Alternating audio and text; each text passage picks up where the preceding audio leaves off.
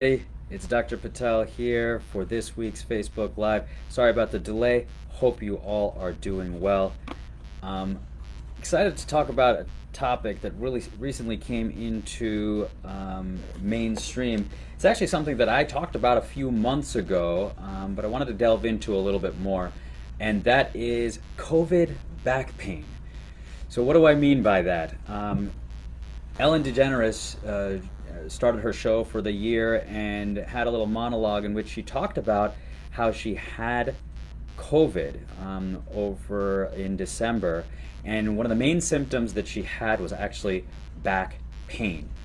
And it sounds ridiculous, right? Because over here we're talking about COVID, we're talking about respiratory illness, we're talking about people having other types of conditions, things like the flu, and on the CDC website, it does mention things like muscle aches and joint pains, but there's not really a big description or explanation regarding back pain specifically. So, why do people get back pain with COVID? Is that common? What's the logic behind it? And what are the type of things that we can do to prevent that if we do end up getting COVID? Or in general, right? What causes back pain in this setting? So I know I've talked about back pain quite a bit in various different sessions before. Back pain could be caused by a lot of different things. Putting COVID aside, back pain could be caused by various different parts of the anatomy, ranging from the muscles of the back, the ligaments, which are the duct tape that connects bone to bone, the joints of the back, the discs or the shock absorbers of the back, or the nerves of the back. All of these things can cause back pain in various different ways, shapes, or form. Back pain is actually one of the most common things that pervades our society as a whole. And almost everybody at one point in their lives is going to get back pain in one way, shape, or the other. So the question is why? And why is back pain a symptom then of COVID? And really the first question as to why people get back pain is because we live. And as we live, we do things. And as we do things, we get little injuries. And oftentimes when it comes to the back, we oftentimes ignore the little signs that we see when we have back pain, right? You may be a little achy one day, or you may throw out your back and kind of have back spasms for a day or two, but then the symptoms go away. Or you feel stiffness when you wake up in the morning, but you start walking and then you forget about it, right? So when it comes to the back, we oftentimes have various little signs that things are going on that come and go, and when they go, we forget about them. And we have the tendency to kind of push that in the back of our minds unless that back pain becomes more frequent, unless that back pain becomes so severe that it's really putting us out of commission and we're not able to function. So it's when that back pain gets more severe is when we start to actually pay attention to it. Because when we talk about the back, when we talk about our backs as we get older, the truth is that certain things occur in our spines and have zero pain associated with it, right? People get worried about disc degeneration or degenerative disc disease. People get worried about disc herniations or slipped discs. People get worried about arthritis, but really all of those words, all of those things are things that we see on imaging but don't necessarily equal pain. In fact, it's very common to have these things occur and have zero pain associated with it. There's some studies that show that over the age of 20 or 30, greater than 30% of people have some sort of disc degeneration or disc bulges and have zero pain associated with it. The truth is that pain occurs oftentimes when we put abnormal pressure into the various things that are starting to degenerate. If we put abnormal pressure into the joints, if we put abnormal pressure into the areas where our nerves are exiting, that's how these structures get irritated. It's not necessarily that we have arthritis, so we have a bad back. or we have disc degeneration, so it's the end of the world. It's quite the opposite.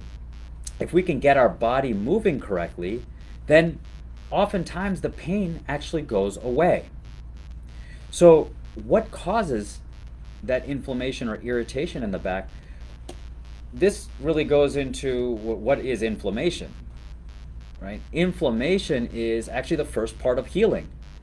So if you have a little injury, let's say we tweak our back when we're lifting something, and it's a little angry, it's a little painful for a day, and then it goes away. Well, that's probably normal inflammation that took place and then went away. Inflammation is actually the first part of healing. So I know that I've described it this way in the past, but inflammation is like the demolition day of your home reconstruction, right? You have an injury and you want to get rid of the old kitchen cabinets in order to lay down the new. That negative process of inflammation, of getting rid of the old kitchen cabinets, is necessary for appropriate healing to take place. So that's a normal thing. But if we have an injury to the back, or we have some degeneration, or we have some arthritis, it's easier for that inflammation to happen, and it's easier for that inflammation to linger, right? So what happens is that instead of that demolition day coming and then going, that inflammation or that demolition day stays. It sticks around. And if you get stuck in demolition day, now you're no longer just taking the kitchen cabinets off, but now you're getting rid of the drywall, right? You're getting down to the foundation. You're degenerating things further, and that's that cycle of degeneration that occurs. So that's an important concept to realize, because it's not necessarily the degeneration itself. It's not necessarily the arthritis or the disc bulge or whatever that's going on that's causing the pain. It's that those things more easily can get irritated if we're not moving properly. So just looking at my comments, hi Kathy, it's great to see you. Thank you for joining. She mentions, can the back pain be coming from the hips as well? That's absolutely true. Back pain can come from not only just the back, but back pain can come from the hip joints, can come from the pelvis, can even come from higher up in the upper back or the neck. Various different things can cause back pain to occur. And it's always important to take a step back and do a thorough assessment and realize, all right, what are the different pieces of the puzzle that can be contributing to back pain? But how does this relate to COVID? Why is it that Ellen DeGeneres said that one of the main symptoms that she had with her diagnosis of COVID last month, why was that presenting as back pain? Well, here's the interesting thing. I only know this because I'm a fan of Ellen, and I've heard some of her stories in the past. Several years ago, I realized that Ellen had talked about having back pain for many years. She had back pain that improved significantly with manual therapy by a chiropractor, and she had some significant improvement. She had various different treatments based off of her previous videos from years ago, but for all intents and purposes, it seemed like, I think, that her back pain was under control with appropriate manual therapy, chiropractic treatments, etc.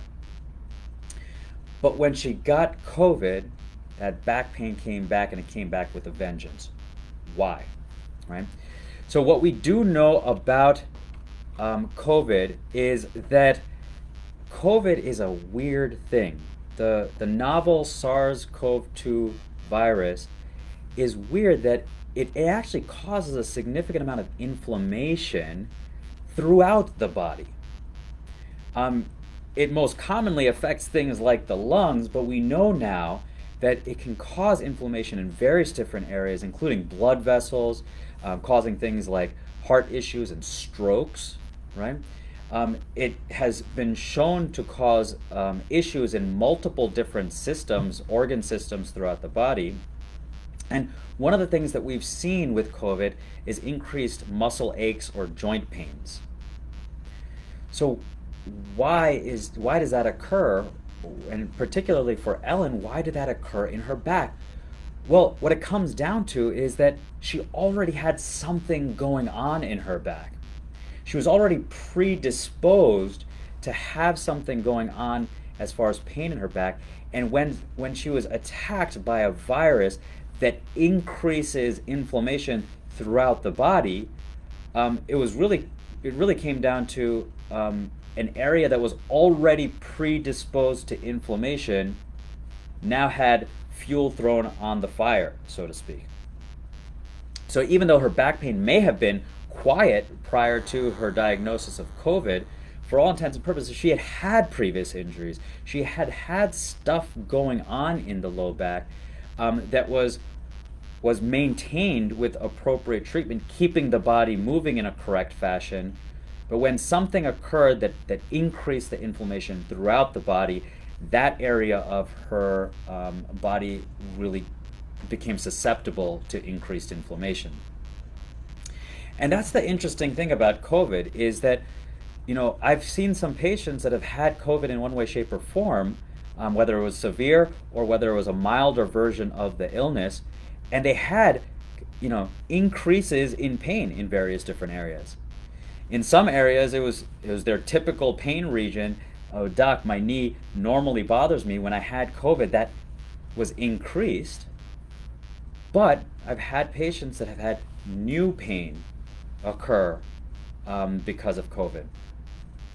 Now, in that sense, we have to realize that maybe it was a new pain issue to them, but maybe they had an old injury that had resolved, or maybe they had something going on under the surface that they had not actually realized. And we see this a lot, and particularly with the back, we see this a lot.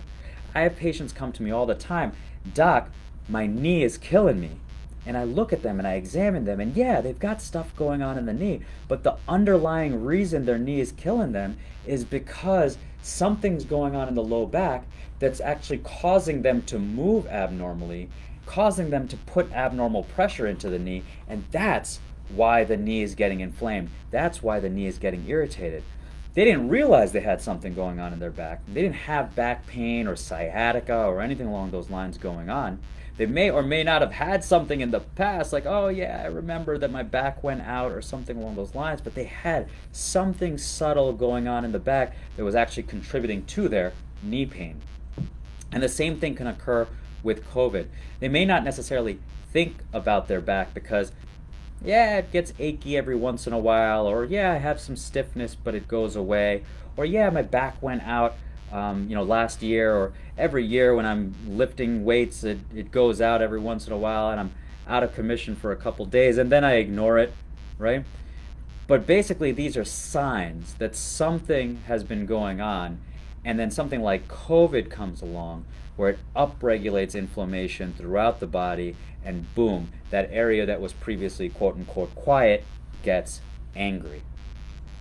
So what does that mean in regards to how do we take care of ourselves, whether we have COVID, or how do we take care of ourselves even if we don't have COVID, or we're trying desperately to avoid getting COVID? What do we do to protect ourselves? So that's an important question that I think is important to really internalize, because the message that I'm trying to portray here is, if you do have some subtle signs that things are going on, it never hurts to get evaluated. It never hurts to really figure out, all right, what are the different things that are going on? Because if there are subtle things that you're recognizing, then maybe it's as simple as, all right, I have to fix the ergonomics of my desk, of my setup.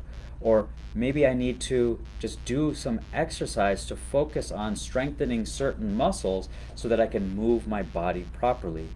Or maybe it's, maybe I need to change my nutrition and stop eating, sugary foods and sodas all day in order to decrease my body's propensity for inflammation.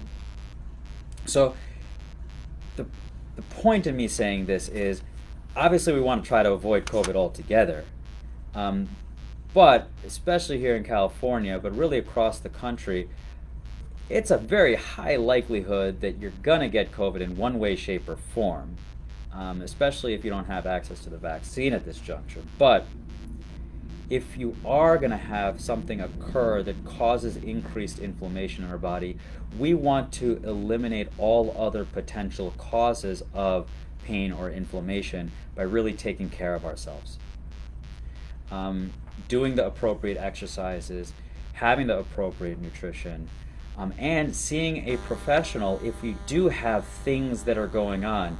If you do have pain occasionally, rather than ignoring it, rather than waiting on it, getting that checked out and making sure that it's not something more serious that's underlying that needs to be taken care of. Now, who do we go to? I think people like chiropractors that Ellen had seen in the past, osteopathic manipulation physicians, physical therapists are great people to see to make sure the body is in a correct position, to make sure that the body is moving correctly. If we're still having subtle symptoms, or if symptoms keep on coming back despite physical therapy, despite the manual manipulation, then we need to consider taking a deeper look into the body and making sure we're not missing a piece of the puzzle. So when I see patients in my practice, I use a combination of thorough physical examination. When necessary or applicable, I'll use diagnostic ultrasound to look inside the body, or imaging modalities such as X-ray or MRI to see exactly what we're dealing with. Putting all of those pieces together, we can determine, all right, what are the different things that are going on? What can predispose us to injury? Or what are the things that are the pain generators? But also, what are all the pieces of the puzzle? What are the root causes of your symptoms? And oftentimes, by really digging deep into the root causes, we can deal with or manage the type of things that could get flared up with things like COVID, right? So, all in all, the COVID back pain that Ellen talked about isn't actually a mystery. It's actually something that makes a lot of sense if we just take a step back and look at it, right? COVID can cause muscle pain, joint pain, pain in various different areas of our body, including our back. But it's logical for COVID to cause inflammation where there's already something going on. So, moral of the story, the purpose, the resolution that we should have for 2021 really is, we really need to focus on taking care of ourselves. If there's anything that we've learned with 2020, COVID, and everything going on in the world right now, is that we have to be thankful for what we do have. We have to be appreciative of ourselves, of our family, of our friends. We have to be appreciative, really, of our bodies. Regardless of what's going on in our bodies, we got to be appreciative of what we have, and we have to take care of it. The best way to be appreciative of something is to take care of it. And that's the message for 2021 for your body and for your back. If you do have questions, hit me up. If you've got something that's nagging you, if you have something that's going on, definitely drop me a line, DM, comment, or you can email us at info@fxregencenter.com. Looking at the comments, Patty, I love you too. I am sorry I am always late to start. But I gotta try to take care of my patients that I have in office, so that's why I'm always running late. I hope you understand that. I apologize to everybody else for being late today. I'll try my hardest to be on time again next week. I wish you all the best. If you enjoyed this video, if you found this informative, please share it. And please like, subscribe, and hope you guys have a great weekend. I will see you next week.